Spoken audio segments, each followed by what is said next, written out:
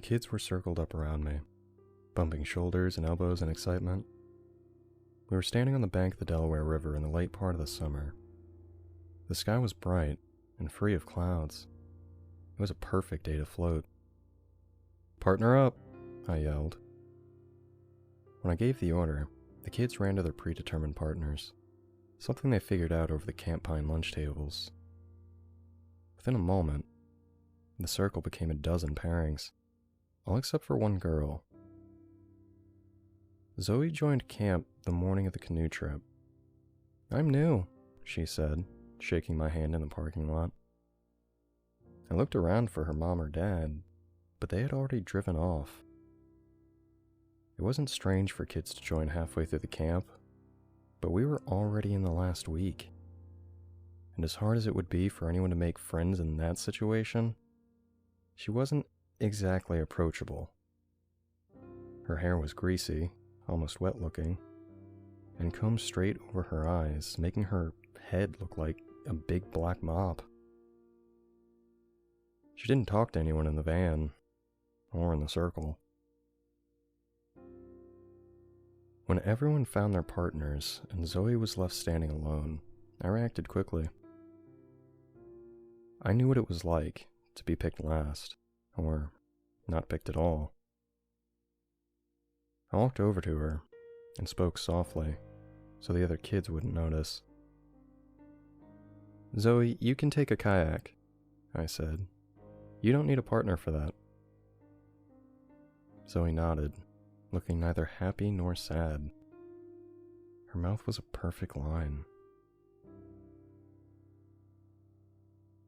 As Jack, the other canoe instructor, got the kids in their boats, I walked over to Charles to confirm the pickup time. Charles was the oldest person to work at Camp Pine. His stomach slouched over his belt, and his mouth was filled with gray teeth. His job was to drive the canoe van, then wait for us at the end of the trip. Even though he was as old as one of my parents, he liked to gossip about the kids. He'd tell me about what he heard on the route over, or how kids needed to get beat so they'd stop cursing so much. When I walked over to him, though, he had a strange look of excitement on his face. His arms were crossed over his chest. "Keep a lookout today," he said. "Lookout?" I asked. He flashed a plaque-filled smile as he leaned in closer to me. "So, my brother's an EMT and texted me that a 12-year-old girl drowned about 20 minutes north of here last night. Apparently, her mom found a handwritten note in the boating dock and what looked like muddy footsteps leading right into the water.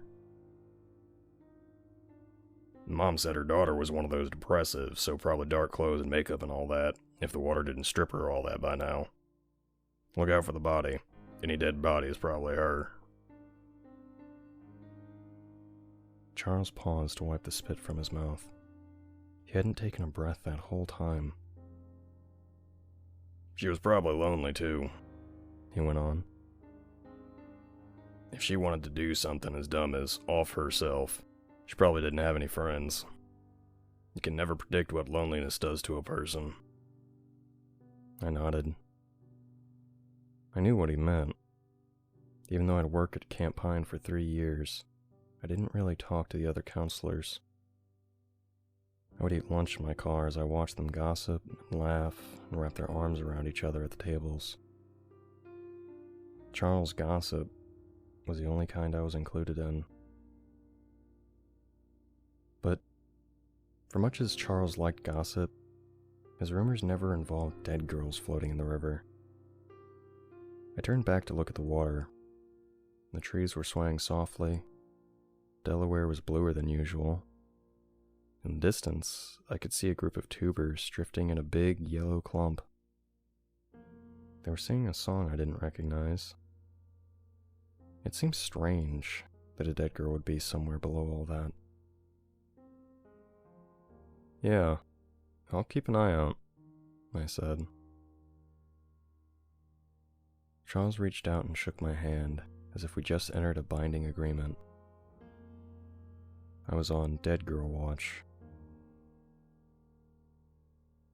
As he drove away, and the campers stumbled onto their boats, I asked Jack to lead the group today. I had to look for the body.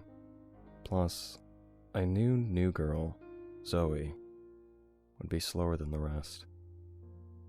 Jack wouldn't keep an eye on her.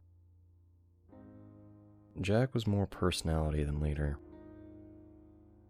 There'd been more than a few occasions when campers had jumped out of their boats and into the river, while Jack was busy telling a few friends about the time he saw a shark at the Jersey Shore.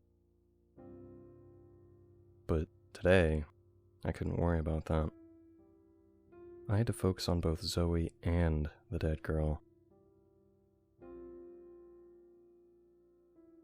While Jack guided the rest of the kids down the route, I helped Zoe get into her kayak. New kids always took longer to get ready, but Zoe handled each step like the boat would swallow her whole. In another situation, I probably would have just tossed Zoe in the boat and let her figure it out. But she was in a fancy-looking black dress with no shoes on. Normally, we didn't even let kids go in the water without the right equipment, but this was how Zoe showed up. By the time she sat in the boat, the rest of the campers were already dots on the horizon. "You ever done this before?" I asked. We were both in the water now, the current pushing us forward. Zoe shrugged. "Done what?" she asked. "Float," I said. "Tube, kayak, canoe, anything like that?" Zoe looked up to the clouds. She stared like that for a long time, as if her thoughts were getting dislodged. "No, I don't think so," she said. "Just do your best, and ask questions," I said. As we dropped into the current and started to close the gap with the other campers, I focused my attention back on the water. I'd never seen a dead body before, so I wasn't exactly sure what to look for. Would it look like the dead girl was swimming? Would she look like a log? Or maybe she wouldn't even be floating. Maybe she was clinging to the bottom, with the branches and stones and spare tires. Out ahead, I saw Jack wave the kids over to the first big eddy, where we reviewed technique before the second stretch. As the campers paddled to the side of the river, I turned to wave Zoe over. But when I did, she wasn't behind me. Panic dropped into the pit of my stomach, but it didn't last long. I turned to the right bank, and there she was. She was floating near a tree, looking down into the water. I could see her mouth moving. As I paddled upstream over to her, she turned to me with a confused look on her face. It was the first real expression I'd seen from her the whole trip. "My reflection isn't changing," she said. She looked back into the water and waved, as if to prove her point. In the distance, I could hear Jack go over the C-stroke. He was doing a horrible job. "You're missing the training. But before I could finish, I looked down at Zoe's reflection. As she leaned over the side of her kayak and waved, her reflection stayed still. The face in the water didn't change. It looked back at her, with eyes as round as quarters, and a mouth filled with mud. In the soft waves, her reflection froze, a bloated look of horror. "Look," she said. She put her fingers into the sides of her mouth, stuck out her tongue, and waved it around. "My reflection isn't changing. It's like a magic mirror." I tried to say something, but I couldn't speak.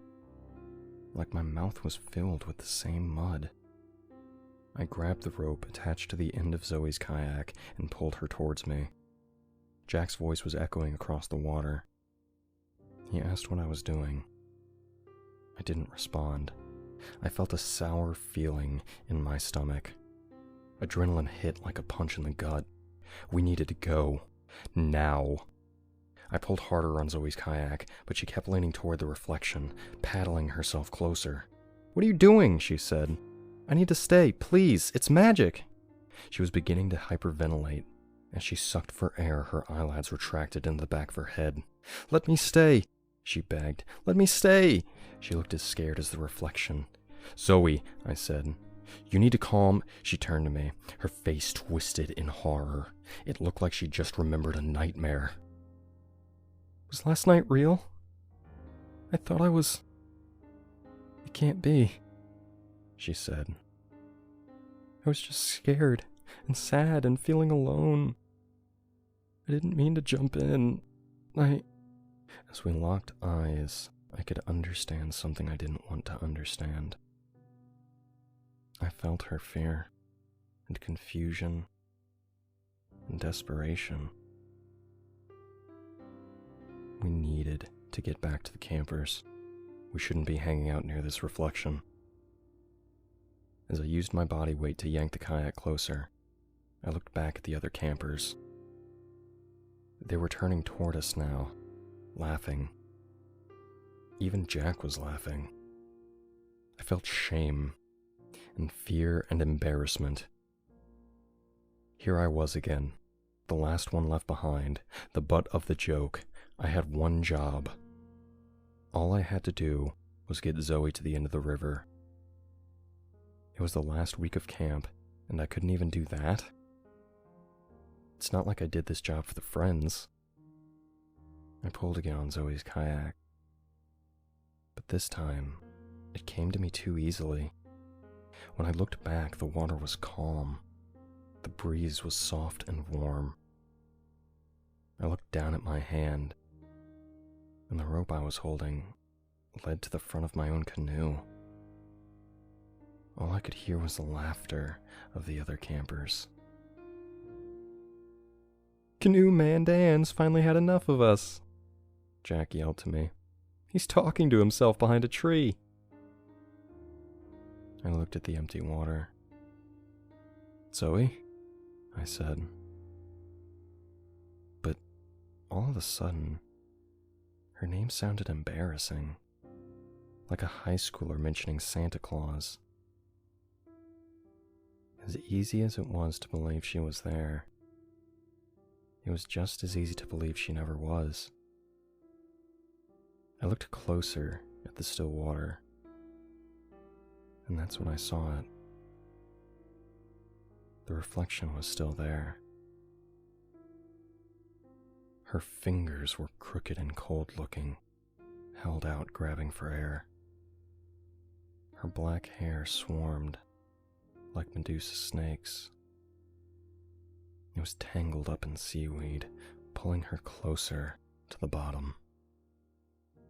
I rowed a little closer and looked down at the drowning girl's eyes. They were staring aimlessly up to the trees, the pupils falling in different directions. Her mouth looked the most strange, like a torn blanket. As I sat in the still water over her, I grabbed my radio and called Charles. I don't remember what I said. My thoughts were wind through a treeless field. Within 10 minutes, there were bright lights and police cars and scuba divers. We got the kids out of the water, and then, next I remember, I was standing in my house. My parents wrapped me in a hug, but I pushed away from them. It was awkward and cold. Behind them, Zoe's picture was on the news. That night, I sat up in my bed and looked out the window. I got a few texts from other counselors. They were all new numbers, showing up as meaningless codes in my phone. I didn't respond. Instead, I just looked at my reflection in the glass. My face was warped and distant. and familiar. I stuck my fingers in my mouth and stuck out my tongue. My reflection replied, so I crawled into bed and went to sleep.